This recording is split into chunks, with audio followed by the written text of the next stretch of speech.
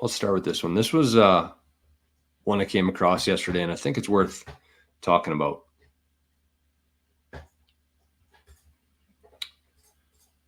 This is from our friends over in Ireland, and I know that there's a handful of Irish folks who watch the show. So big shout out to you guys and girls, maybe. But we got Bitcoin news here.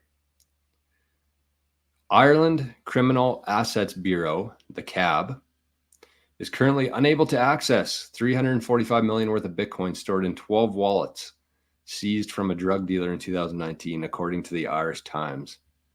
Oh. So don't get me wrong. I'm not advocating for, why am I saying advocate? Advocating, not advocating. Advocating for dealing drugs. But this is awesome. This brought a big smile to my face. Why? Because it goes to show you, if you do things properly, nobody can get your Bitcoin. So they took the devices, but they can't get the Bitcoin. Why? PIN codes, passwords.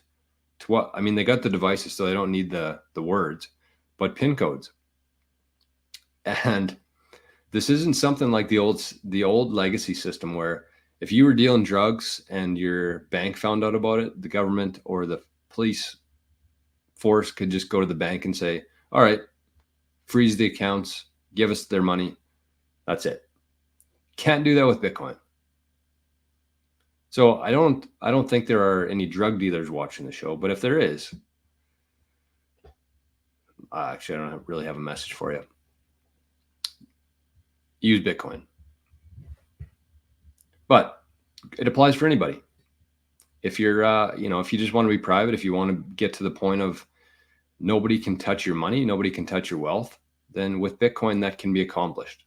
And it cannot be done with anything else. It's important to note that. Very important. There's not another asset on earth that nobody can take from you besides Bitcoin. Think of one. If you can think of another asset that you could hold and nobody could take from you outside of Bitcoin, I dare you to put it in the chat. Can't. So again, drug deal aside, I think this is just a very powerful way to hold wealth in Bitcoin. And we could probably spend 10, 20, 30 hours here talking about all the different use cases and value propositions for Bitcoin, but that's a big one. The fact that even the CAB, the Ireland Criminal Assets Bureau, could not take Bitcoin. I think that says a lot.